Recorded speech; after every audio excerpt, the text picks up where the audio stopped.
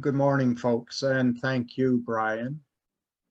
My name is Steve Misner. As Brian indicated, I'm the owner of the AIF database, and I've been working with drill stem tests now for over 47 years. And no, I'm not 90 years old. I actually started when I was in my teens at my dad's engineering firm.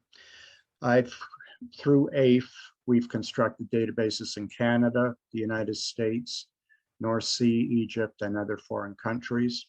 Gave me a lot of traveling in my younger years, which I enjoyed. At one point, our offices in Calgary, we had over 40 geologists, geotechs, engineers, and hydrodynamicists working to build these databases. The Canadian database is now the industry standard for DSTs, and it was acquired by IHS in the year 2000. DSTs in Canada are required to be filed with the regulatory agencies, and the companies face stiff penalties if they aren't filed. And I mean stiff, $500 and up. In the United States, however, it's completely different. Only Montana, North, South Dakota, and Wyoming have historically required the filing of drill stem tests. And my data file is based from the original DST report, and I have personally gone to each of the state offices, including the Midland Energy Library, and ensure that the DSTs on their files are in my database. I've also additionally collected data from the following. The first was the Roger Hager Petroleum Research Corporation file. I acquired it back in 1986. It was roughly 60,000 tests from the Rocky Mountain region down through the Permian. There were only 7,000 tests in the Permian at that point in time. And inflation adjusted, I'm sort of shocked now when I look back on it. What it cost me at that point in time was 600,000. Inflation adjusted, it was 1.8 million. That's just for the raw data source. Second, Amoco were good enough to me, and I worked with Amoco throughout the database construction. They allowed us to go in and copy all of their reports and all of the reports from all the subsidiaries they had taken over throughout the years. And as you can imagine, that was a number of companies. Thirdly, Arco Oil and Gas, they allowed me to do the same thing with all their companies. And we went to their Midland offices, their storage facilities, that went through all their records. Fourth, the Kansas Geologic Survey. We paid them for copies of all of their DST reports and then computerized those. Fifth, for the Texas portion, we now have roughly 42,000 tests in Texas. And what we did back then, all of the tests were considered confidential. So we approached the testing companies. They would agree to work with us. They gave us their customer list. We did massive mailouts, similar to proxy solicitations requesting that they allow us to microfilm their reports. Most of them said yes, however, we have one that said no. The sixth source is testing companies, and we contacted over 70 testing companies. I visited with the majority of them, including Halliburton, who had massive amounts of data stored in their Duncan, Oklahoma facility. Most recently, I was fortunate enough to acquire from the engineer who did all the current test analysis from 2000 to 2018, his files. I paid dearly for it. It cost me nearly $175 a test, but that gives us all of the current information as well, countrywide. And in Texas, that's the only place you're going to find it because there's no regulatory authority. So in total, AIF has collected over 185,000 tests, of which approximately 172,000 are computerized and analyzed. The others are a microfilm and will be added to the file in the future. All the tests are in the standard engineering database format that was developed at Baker Industries back in the late 70s. I was with Baker at the time. And every shut-in on my database with a build-up curve has increments, either read or digitized. The DSTs can be loaded by API, and the only item to watch for is multiple tests on the same well. The AIF Delaware Basin database contains over 8,000 individual DST analyses. The data includes flow and shut-in pressures and times, each of which have been scrutinized and quality coded by our analysts. Horner extrapolations and slopes, which can be used then for reservoir calculations where applicable. The A final test quality code is included along with the recorder. This is the pressure recorder with its actual recorder depth, the subsea depth, the formations tested, quality assessed recoveries. And by that, I mean, we don't just look at recoveries. We go through and we make sure that the flow pressures verify the recoveries. You see a lot of plugging that occurs. We also have permeability and damage ratings, salinities, and we calculate potentiometric surface values. For those of you not familiar with potentiometric surface values, when you plot them regionally and contour them, it shows you the direction of water flow. Then we also include the first, last, and maximum gas rates. In my understanding, this is the only extensive pressure database on the Delaware Basin, and you can look further on the information on the dashboard. Here we have the DST count per decade. And as you can see, the 60s and 70s were very prolific, 80s dropping off. In the 1990s, I've collected all of the tests from the state agencies. However, the individual that was doing all the current test reports, he threw out his computer, and his computer had all those reports on it. And that's the only source other than the oil companies. I'm trying now to go back to the individual oil companies and see which ones I can collect data from. The 2000s to 2018, we have all the information that has been added. So that is pretty good. The amount of DSTs has decreased significantly from what they ran, primarily because of the decline, advances in seismic and wireline tools, and the increased focus on development of unconventional resources. And unconventional resources typically don't DST well due to their tight nature. Rig time versus DST time can also deter operators from running tests. However, the DST remains, particularly historical DSTs, for their pressure, temperature, and recovery data, very important information. Within Texas, we have another approximate 6,000 wells to add in the future when we get proper API numbers. Texas is a bear for locating wells historically, as I'm sure any of you who have worked the region know. And we also have a number of tests in that database that are none formations. There were no formation tops assigned at the time. All my formation tops are from the Amico database. That pretty well covers what I have to say. I'll now hand it over to Ryan Fisher. He'll provide detail on the Delaware Basin, and I think you'll quite enjoy it. Thank you for your time. Okay, welcome. My name's Ryan Fisher, and I've been collaborating with Steve on his data set subset in the Delaware Basin. And Steve approached me and wondered if I could do some work for him, creating some pressure elevation charts, which we're going to talk about here in a little bit.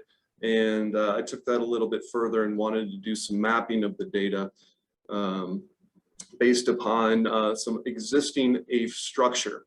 And we'll talk a little bit about that, but in particular, the formation codes that are available within the AIF data set form the kind of backbone from how we subdivided the data and presented it to you. But before I get to that, really some basics of the drill stem test are presented on this screen. And first, I want to draw your attention to the left-hand side where we have a wellbore schematic of a very basic step-by-step process of how the drill stem test is executed. It's a pipe conveyed tool. The pipe is lowered and tool are lowered down the hole until the desired interval is approached, and inflatable packers are deployed, isolating a known reservoir. This likely comes from shows while drilling. And so this is a rig time tool. So there are some considerations there. Once the tool is deployed, the packers are set, the tool is opened and allowed to flow. The tool is then shut in, and this initial shut-in period is very critical when considering pressure, reservoir pressure. And for this study, that's one of the things that I was most concerned about, is reservoir pressure. and explicitly the maximum extrapolated virgin reservoir pressure, which Steve's data set allows you to calculate because of the actual reports that go behind it. And this herein lies, from a pressure standpoint, the critical factor that separates the AIF data set from others. And that's directly related to all of the work that Steve had mentioned previously. So once that initial shut-in period is over and an initial shut-in pressure is determined, the well is allowed to flow for a period of time. This flow period, typically about an hour. And then we have a final shut-in period where we reach a final shut-in pressure. The tools then packers are released, the tool is then retrieved, and drilling can recommence.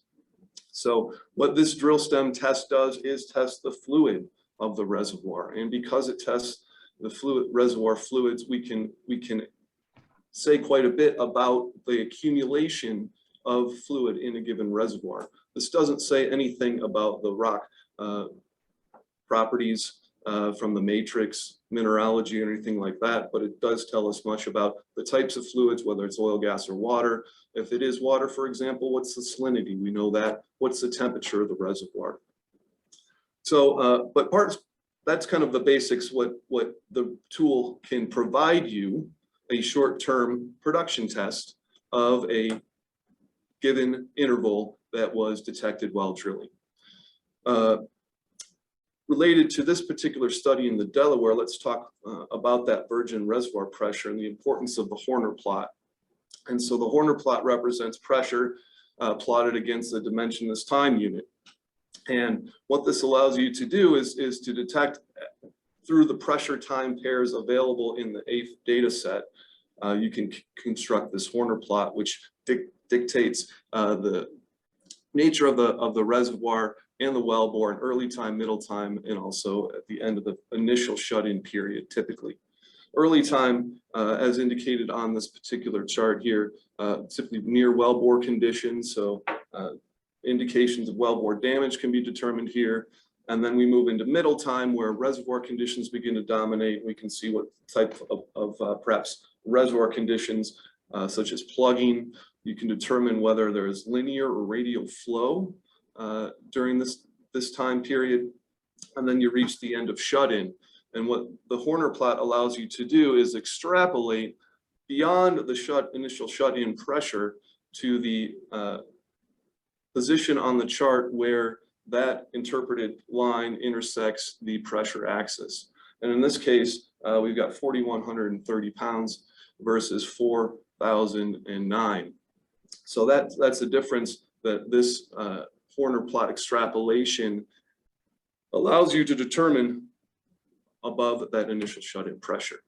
So that's a little bit of the background behind the pressures.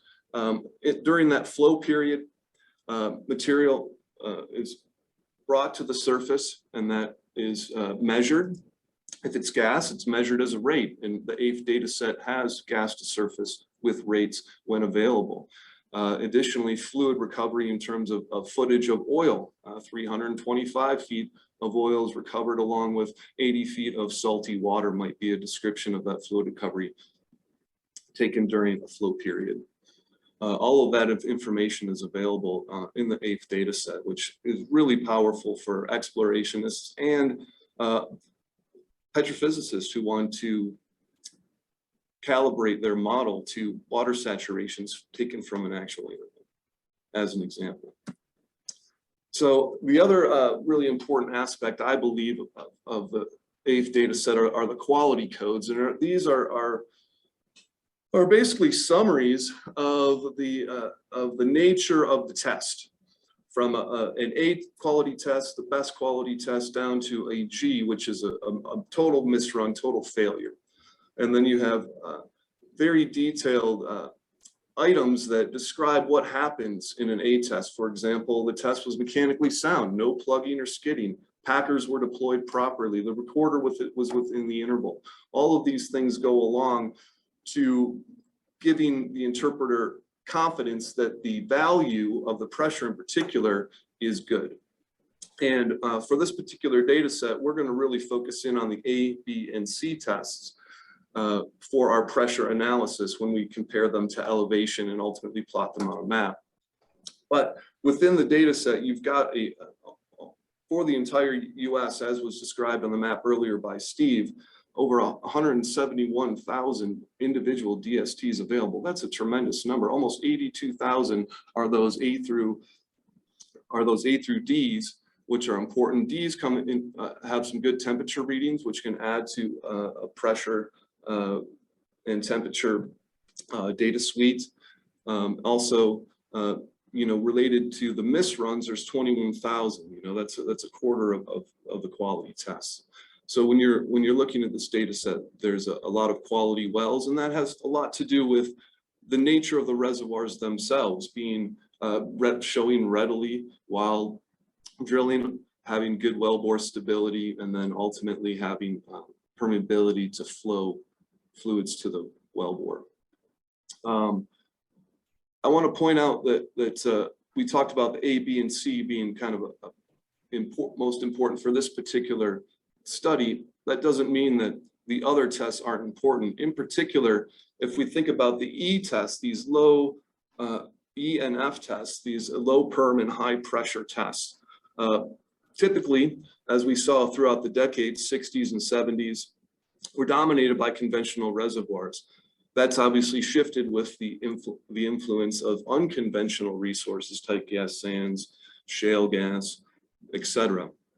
But those types of reservoirs don't always show the best while drilling, and therefore they don't DST often or typically very well. If you're in a low permeability situation, you may not reach wellbore stability in the time in which the tool is operational.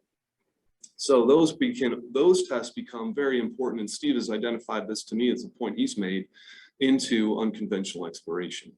So those quality codes there's a ton there to dig into, but just for this one, we're going to use those A, B, and C tests, particularly for their extraordinary ability to extrapolate maximum reservoir pressure. Okay, so here's kind of the framework that I use to break out these individual tests in order to group them and put them in charts and on maps. So I use the eighth formation framework, which is essentially established by Amoco. Steve mentioned the historical backbone of the Amoco data set in the current eighth data library. And so I utilize that correlation framework in which to organize this particular study. And so I've got the eighth mnemonics on the far left, the counts, and this is only for the Permian down through the Ordovician. These are lower Permian rocks that we're talking about at the upper portion of the screen, and then moving into the Pennsylvanian, Mississippian, Devonian, Silurian, finally the Ordovician. And you see that the vast majority of the drill stem test counts by formation, as illustrated on the right-hand side. Histograms are in the Wolfcamp, the Pennsylvanian, including portions of the Pennsylvanian, the Cisco, Canyon, Strawn, and Toka.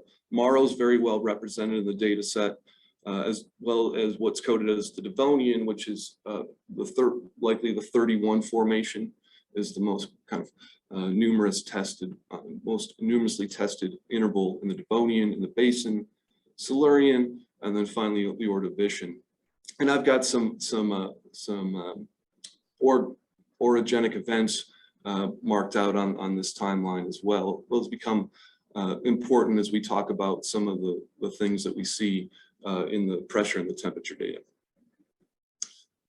I just want to kind of give you a feel for the total number of test counts, and then how much are actually have those A, B, and C quality coded tests. And you can see there's quite a number of tests in some of these intervals, in some cases over 500.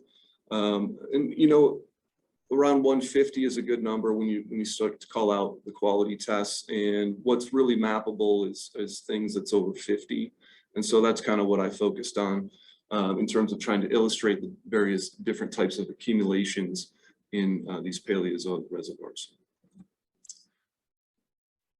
This study has a lot of regional focus, but what I wanted to illustrate here with this particular example is the utility of the individual well suite of DSTs. And this is one thing that Steve is tremendous about, as he can get in and know exactly the details of each individual well. Excuse me, very often he'll have this, and he's found production notes in individual wells that weren't available that had gas to surface that are leads for exploration areas. So he's a tremendous resource.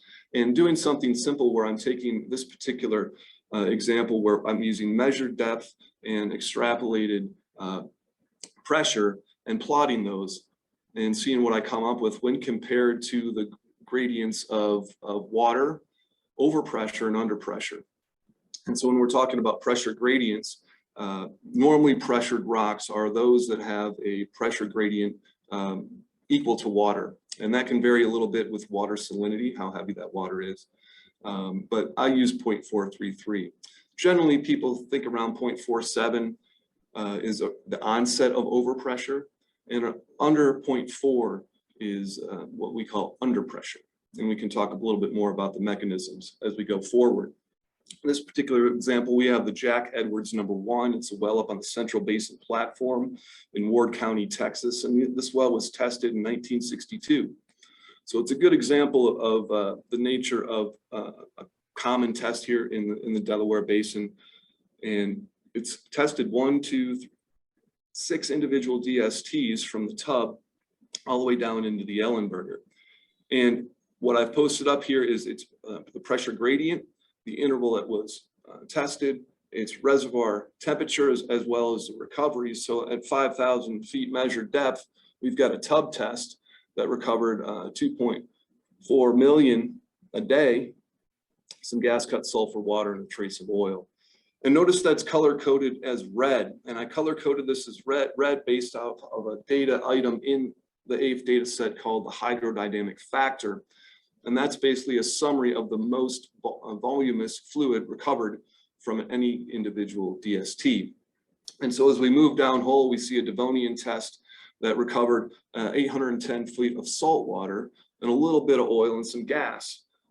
So that well is coded as with a hydrodynamic factor code of water, and thus it's color-coded water. That doesn't mean it didn't recover a little bit of hydrocarbons, which becomes important as you begin to hunt around and look for increased oil or gas saturations from DSTs. Ultimately, this well was completed down in the Ellenberger, and you can see that there's quite a bit of gas from the Ellenberger as tested, and also quite a bit of oil. So here's an example of a measured depth versus pressure profile, and you can see the nature of how those pressure gradients change with depth and with fluid type. It's interesting, I think around, in those Devonian and Fusselman tests in the 6,500 to say 7,500 foot range, we see that they're water tests, but they're inching up towards that overpressure line. Why is that? I was thinking that as I was preparing for this presentation, and I think possibly could be that those real heavy, maybe salty waters. And because they're a little bit heavy, a little bit saltier, even though they're water filled, they're pushing that pressure gradient up a little bit. So what I did for the Delaware Basin is really look at pressure versus elevation. And to get my head around what I was looking at, I put all of the tests that were A, B, and C, irregardless of formation, on this particular plot here. And this is going to be the backbone of a lot of what I show you here today is this elevation versus maximum extrapolated pressure.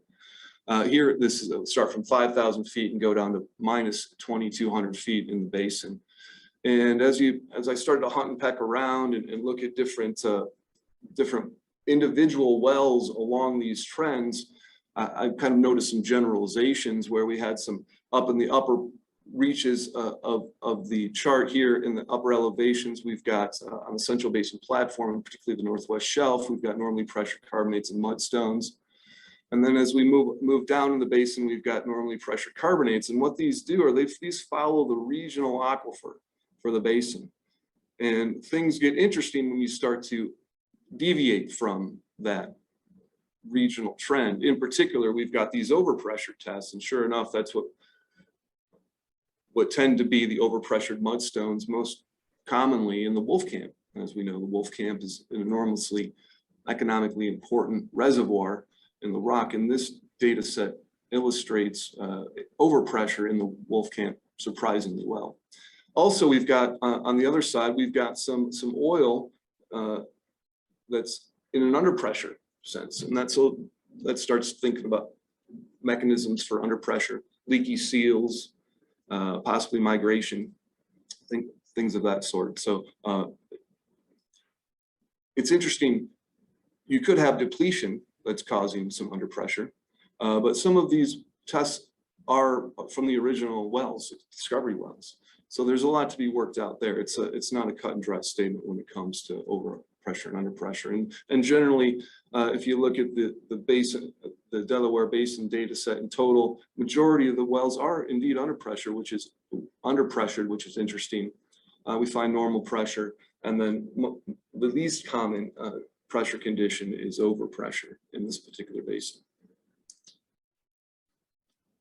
So as we go through these next couple slides, I want to just provide some pressure elevation and pressure gradient elevation plots to illustrate a couple different types of accumulation designations. There's the unconventional, and then there's the conventional.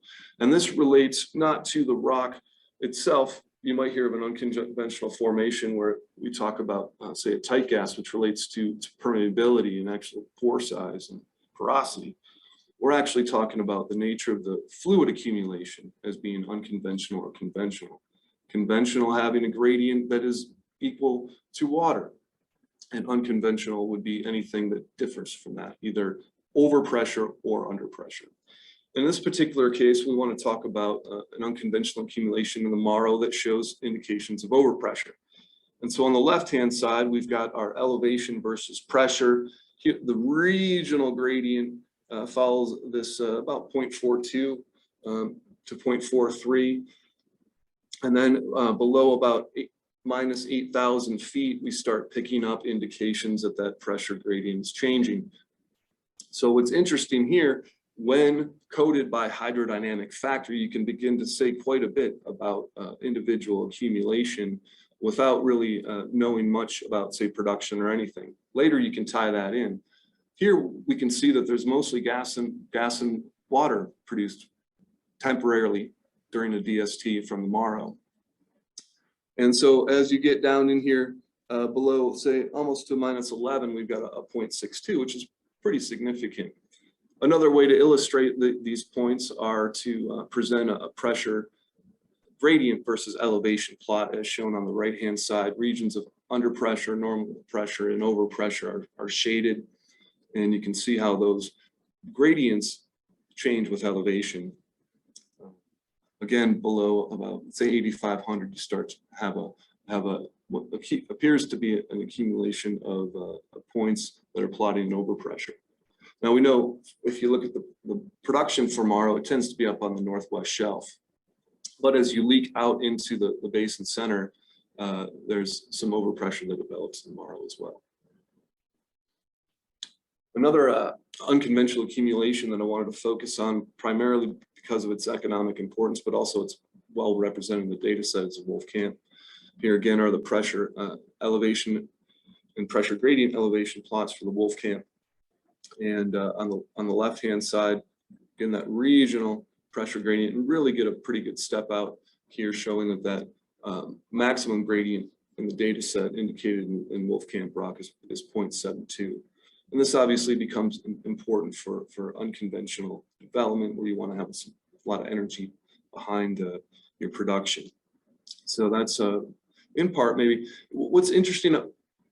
At minus 2,000, you kind of see a little bit of derivation that I like to use these gradients just to kind of make it a little bit easier to see where we've got to step out.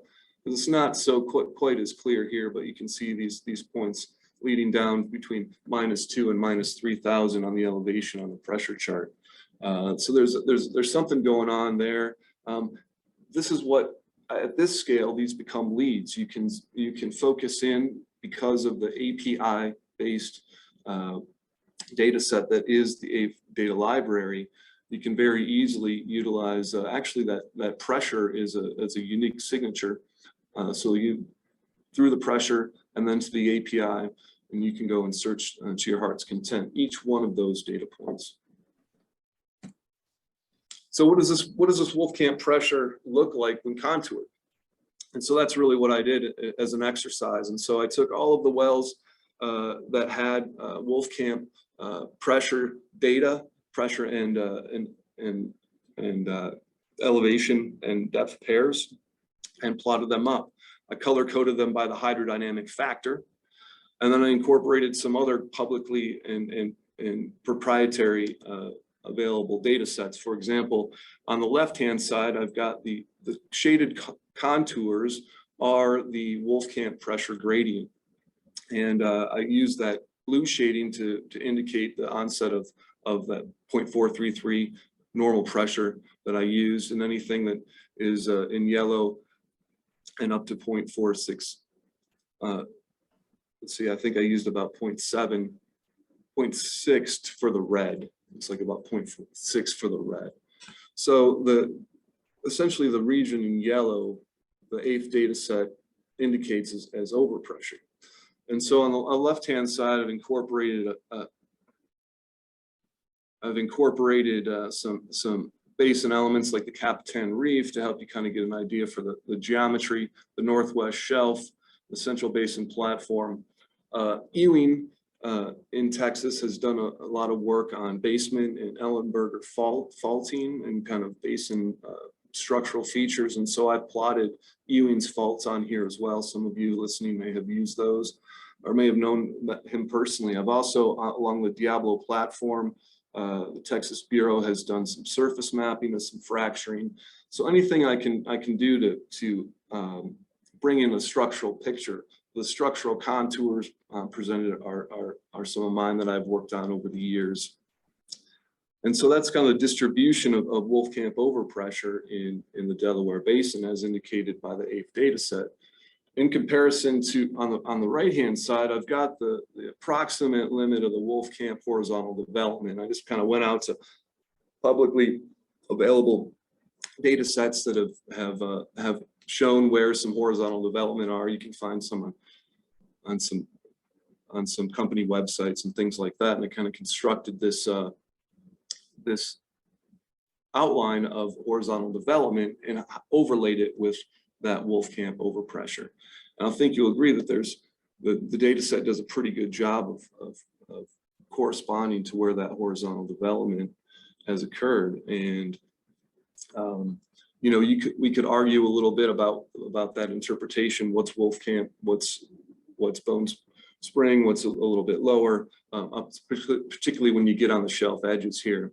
But you know, there's still some overpressure indicating outside of development. So some room to run, perhaps. But I think one of the important things to realize is a lot of these tests shown here predate development, as indicated by that histogram that Steve talked about very early on. In fact, we have a dearth of tests in the 90s, perhaps. And so it does a pretty good job. We did incorporate those newer tests in there, and so some of those do show up within this particular contour display. The other thing I looked at was temperature, and it's for the Wolfcamp. And so on the right-hand side are our bottom hole temperature contours, the gradient in particular. And so what I did was just took the recorder depth and an average temperature and generated a gradient for each well. I utilized the same data set, well subset, as I did for the pressure, even though there are more bottom hole temperature data points for the Wolfcamp in the eighth data set. I just wanted to kind of keep, for this particular mapping exercise, if I used a pressure, I used the corresponding temperature and calculated temperature gradient for the wells. Again, those are the hydrodynamic factor are shown there in this color coding the wells. And the greener is warmer, and the reds are and the yellows are the warmest, and the blues are the coolest on this particular map. And so I began to think about, well, man, there seems like there's quite a bit of difference along the Northwest Shelf and the Central Basin platform versus over on the Diablo platform in the Southwest. And why is that? And I came across some literature, and I like this particular display by Finchen that showed really what was going on in the basin over time and he has kind of basin subsidence for the various places in the basin, such as the Diablo platform, the Central Basin platform, of course, in the Eastern Shelf. He shows where passive margin, where collision is occurring, where foreland basins and stable platforms. And also at the very end of this particular, we have this basin and range extension occurring in the Cenozoic, and you can see that there's uplift occurring throughout the basin, and that becomes very important when considering what the basin was actually doing in terms of its geometry, and the basin is tilted up towards the west. Additionally, this Diablo platform is kind of the southern extent of the Rio Grande Rift, a source of thermal energy. And so that kind of corresponds with what we see in the data set. It's warmer toward the southwest, where we know some of that heat flow is the highest. But what's really the mechanisms for why we've got these through a fairly good data density, some changes in bottom hole temperature gradient. And so I came across some work from Trentham. Dr. John Horn, who I've worked with, had seen this when he was working the San Andres, and that's in fact what this Trentham had done. And he proposed some hydrodynamic fairways. Now I know this is the Upper Permian and we're talking about Lower Permian rock here, but it's interesting if I superimpose some of these hydrodynamic fairways as they exist across the Northwest Shelf and down through the Central Basin platform, I get the kind of muted yellow arrows that are shown on the left-hand side. And I'll be darned if that doesn't look like they seem to have some kind of correlation with that bottom hole temperature in the Wolfcamp. So I think that's a kind of I was looking for some kind of mechanism, and really what I think is happening is these porous and permeable carbonates up on the shelves and platforms, along with the tilted basin, are providing migration pathways for recharge of water. That kind of gets back to the potentiometric surface that Steve mentioned earlier. And I bet you this data set, if expanded across the entirety of the Permian, would help to illuminate some of these fairways. And when you're looking for mobilized or residual oil zones, it could become important. So that's a whole nother thing. I went into this really wanting to illustrate what the data was in the pressure elevation charts. And as I began mapping, I really saw some additional utility when you start looking towards basin and large basin features and overall basin hydrodynamics, as evidenced possibly by bottom hole temperature gradient changes in the data set. So here we'll move on to some conventional accumulation examples. Here's the Devonian, typically the 31, and we've got the regional gradient very strongly followed for almost everywhere except for the very deepest test, minus 14,000 feet elevation. So here we've got very little deviation into the realm of overpressure, except maybe this accumulation up at minus 3,000 feet. That's an accumulation of gas in the basin. Has that been developed? Likely has, but it's something to look into when you begin to explore with this data set. Moving into the Ellenberger, another example of a conventional accumulation. This has got an interesting thing that I will kind of call out into some more detail. Again, that regional gradient is followed very strongly with a particular note of what's occurring minus 10.5 to down around minus 13. And we've got this string of gas DSTs that return primarily gas, but yet they're kind of stacked in a vertical nature, aren't they? And so if we look into just a window of that, a zoom in of that, we can see that in fact that we can identify a conventional gas accumulation, and in fact, even identify the free water level as identified in the data set. And so if you look at over here on the right-hand side, that same data, the gradient increases towards a certain point and then steps back very, very subtly here. So let's look at that in more detail. And what you find, in fact, that these tests are from the Gray Ranch field in Pecos County, Texas, located in the Sheffield Channel, just adjacent to the Marathon Fold Belt. And I looked at those individual wells as they were represented in the DST data set, and they've combined for nearly 316 Bs and 1.34 million barrels of water. And that's what we would expect from the accumulation as it was defined in the pressure elevation plot. So that's what one of those looks like. I would expect that up the top of that, we might have some kind of seal.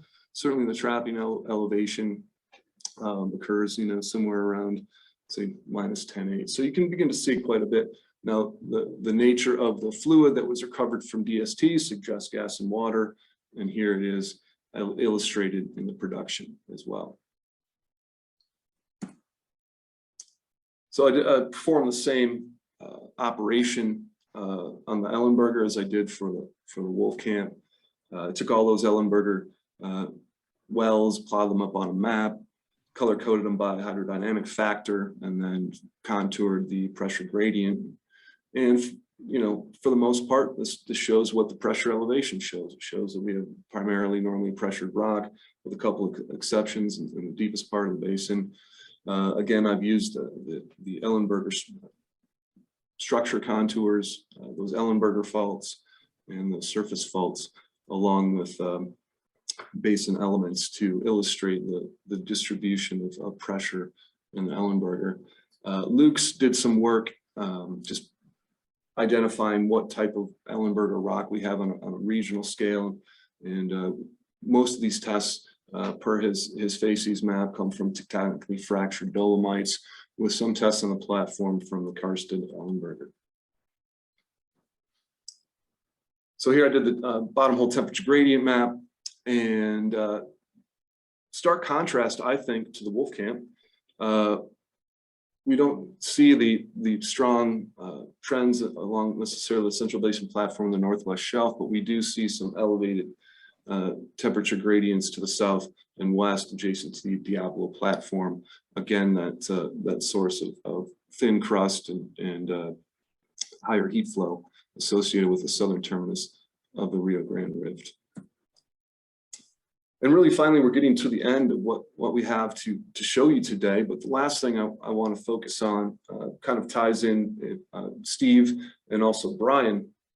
And Steve, in particular, to start, has gone through and for all of the recoveries available, calculated for oil, gas, water rates. And he did that because of the robust nature of his data set, allowed for time and volume, and also pipe dimensions. So from all of those, he calculated by hand for the entire data set oil, gas, and water rates, and those are available to users of the data set as well. So this map here is from Brian's Spotfire dashboard, and this shows the distribution of all those tests. Those individual bubbles are coded by magnitude, and then they're color coded. They're sized by magnitude and color coded by formation. We've got enough. Brian mentioned one of those updates. We're going to get those broken out by oil, gas, and water. So that should help make some of that data pop for you guys when you're searching whether or not the AIF data set makes sense for you on your individual property. One of the great things about Brian's Spotfire database is, as you zoom in, he's got all of the background township and range, as well as the Texas abstract blocks available. So you should be able to zoom in and see where the data sits relative to your area of interest.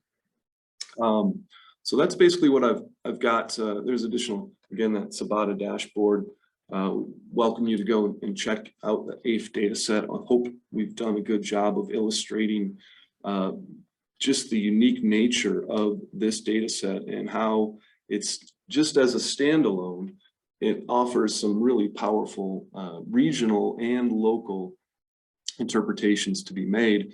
When you begin to integrate that with other data sets as are typical in the oil and gas offices across the country and really worldwide, this data set has a tremendous lot of power to improve all of your interpretations, in my opinion.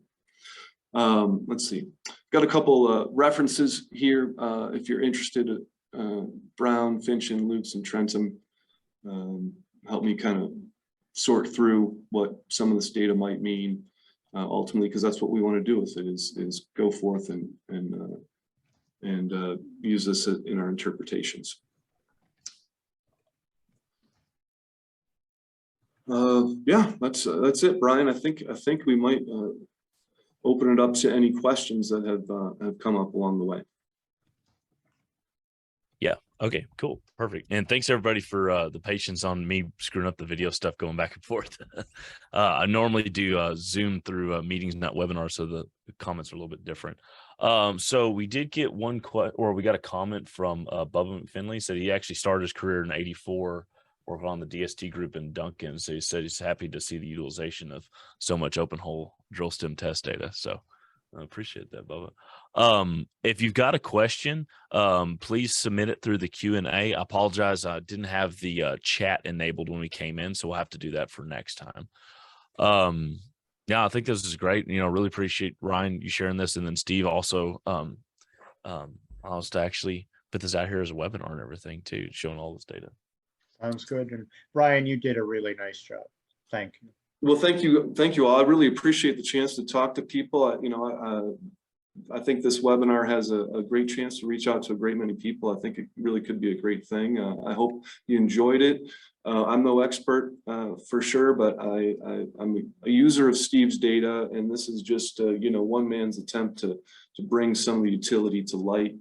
And with a lot of info from Steve and others, and just trying to do some really industry standard techniques that hopefully will spark some interest and some ideas in those who watched. Ryan, we had a request from an anonymous attendee as to whether or not you could share the PowerPoint. Is there anything proprietary in it? Yeah, we'll see what we can do. Okay. Sam Monison said, do we have the same analysis in the Midland Basin with that more than 42,000 data points? Will you do the same analysis?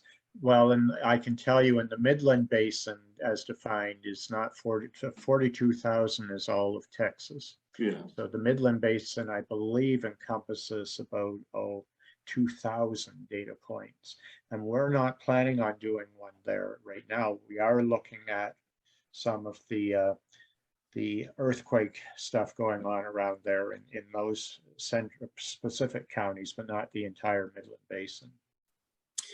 I think Midland would be a logical place to bolt onto this. So I'd like to move that way eventually for sure.